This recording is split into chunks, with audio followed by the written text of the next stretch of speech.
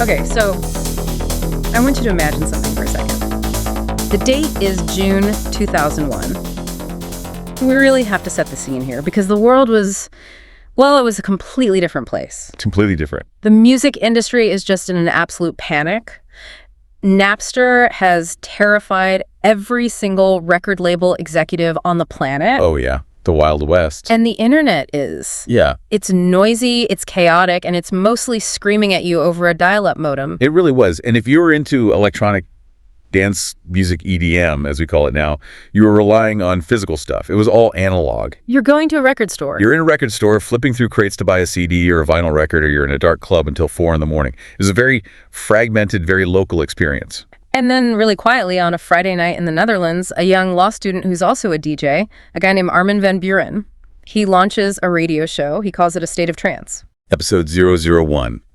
And looking back at the archives from the Trance Story series, it's just fascinating because it's so clear that neither he nor the station managers had any idea what they just started. They were just filling a time slot. Exactly. And that's exactly what we're digging into today. We are looking at the rise of the State of Trance phenomenon, or, ASOT, as the fans call it. Right. But our mission here isn't just to talk about pretty melodies or bass lines.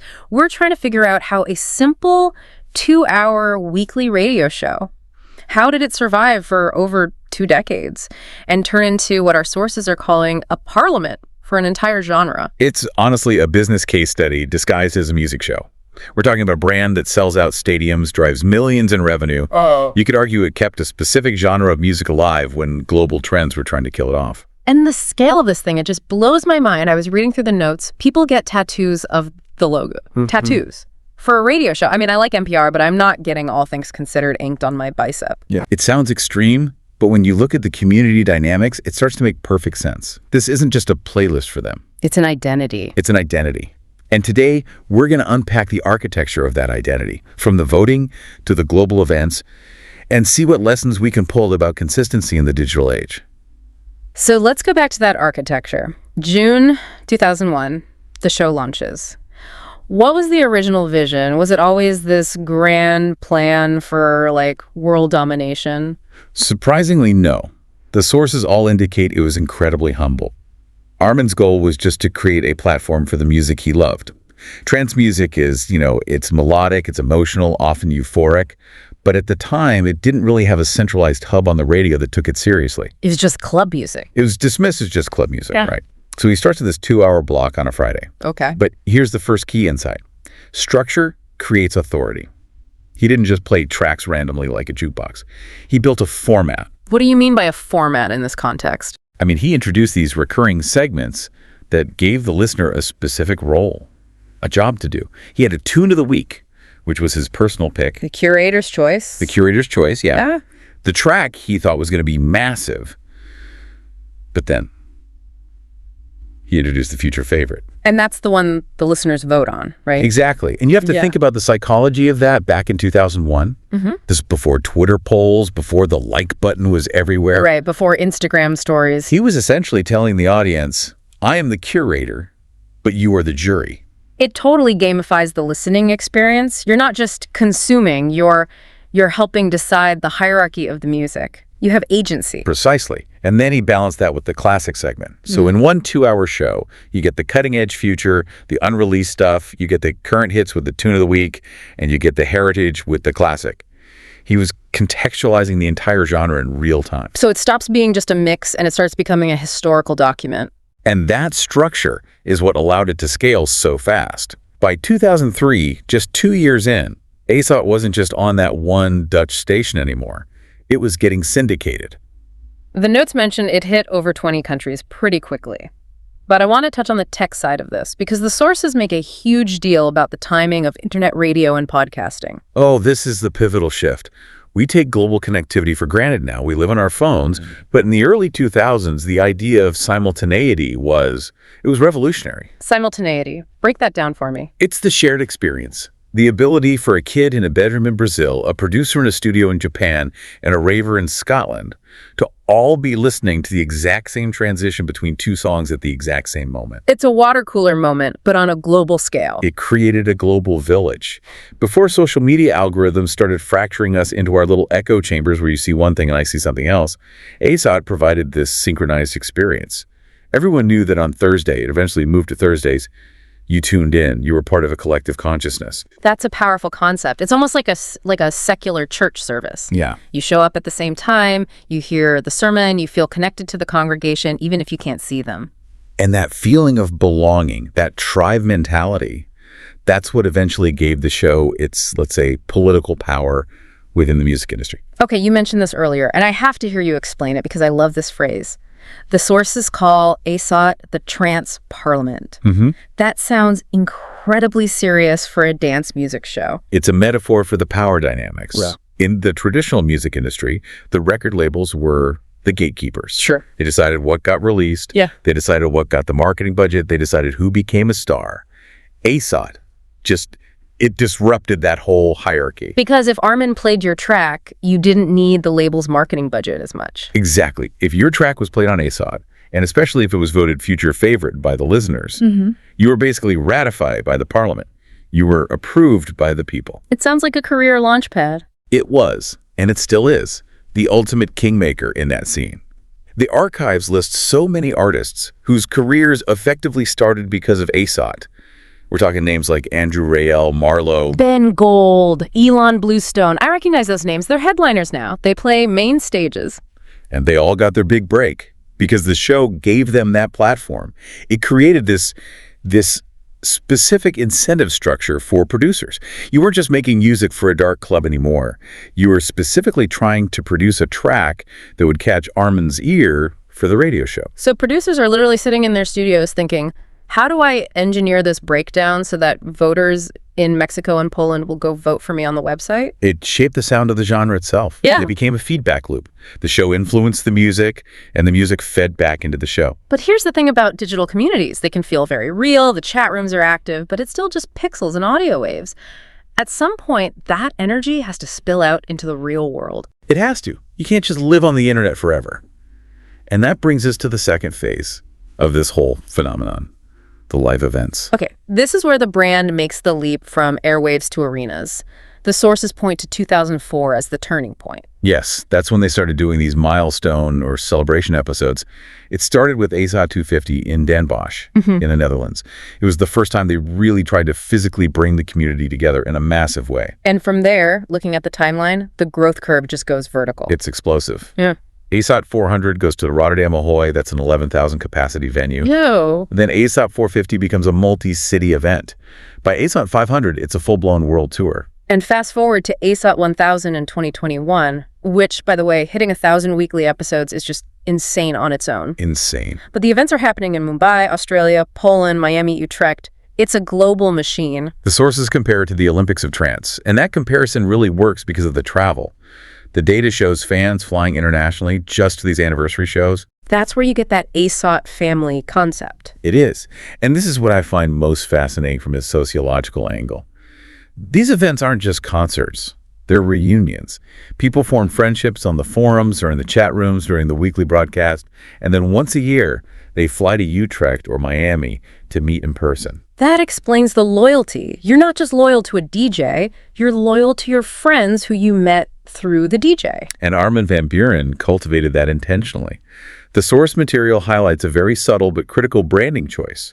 He always positioned the show as being about US, the listeners, not about him. Right. It wasn't the Armin van Buuren show. It was a State of Trance. Correct. By decentralizing his own ego and focusing on the community and the music, he allowed people to take ownership of the brand. It became their show.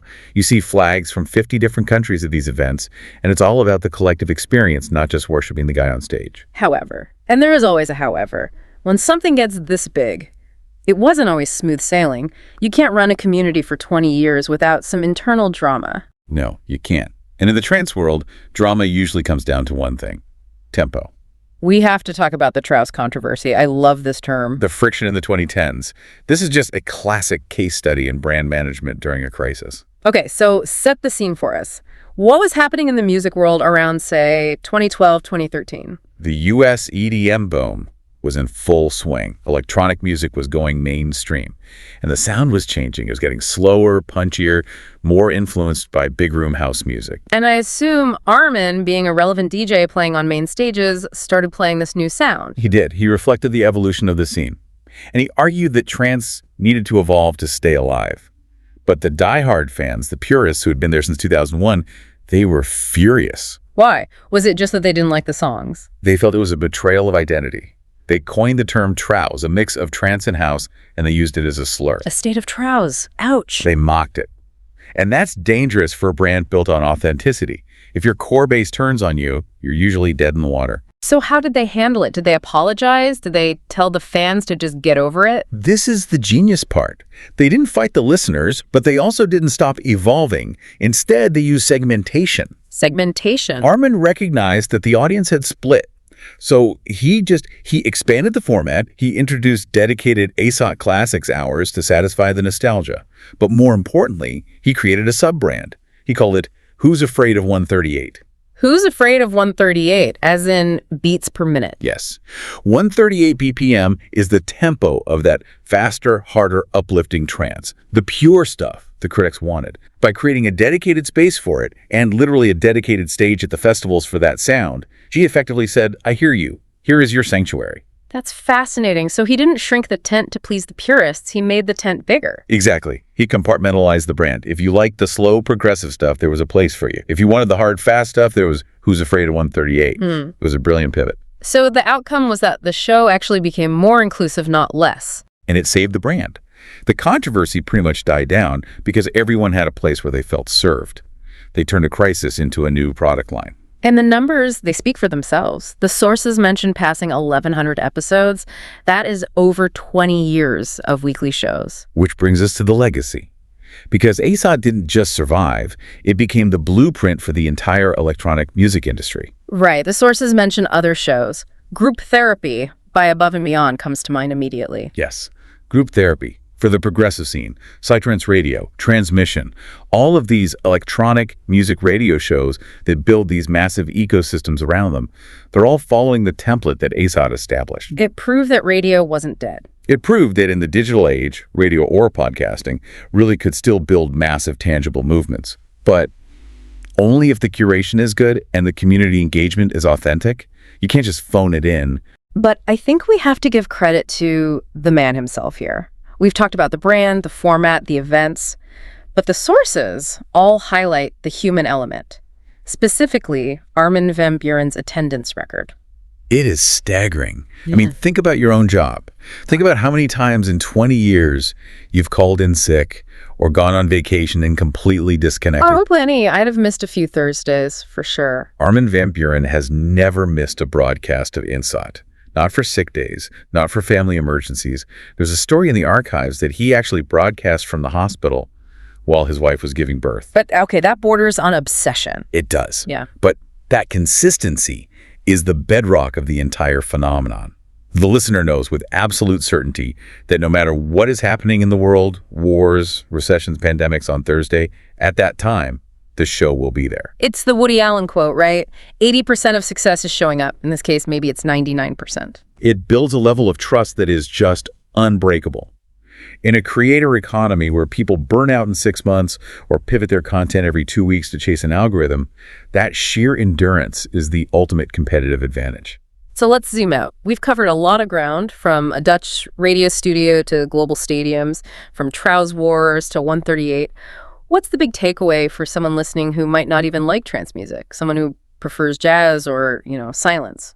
I think the takeaway is that passion can scale, but only if you build a structure for other people to participate in it. Participation is the key. Yeah. Armin didn't just broadcast at people. He built a parliament. He gave them a vote. He gave them a physical place to meet. He transformed a genre into a global family. It proves that a niche interest, if you nurture it with consistency and community focus, can become a global empire. It's a validation of that 1,000 true fans theory, but just on a scale of millions. Exactly. It shows that you don't need to be everything to everyone. You just need to be consistently there for the people who care about what you care about. All right, as we wrap up this deep dive, I want to leave you with one final thought. We talk a lot about algorithms these days, how TikTok or YouTube decides what we see next. We feel like we're at the mercy of the code. But we forget the human element. Exactly. The story of ASOT suggests that maybe the most powerful algorithm isn't code at all. It's just showing up every single Thursday for 25 years. It's about reliability in a chaotic world. Consistency is the killer app. So ask yourself, what are you building that has that kind of endurance? What other parts of our culture rely so heavily on the sheer willpower of just one curator? It's something to think about. Definitely. Thanks for joining us on this deep dive. Go find your own state of trance, whatever that looks like for you. See you next time.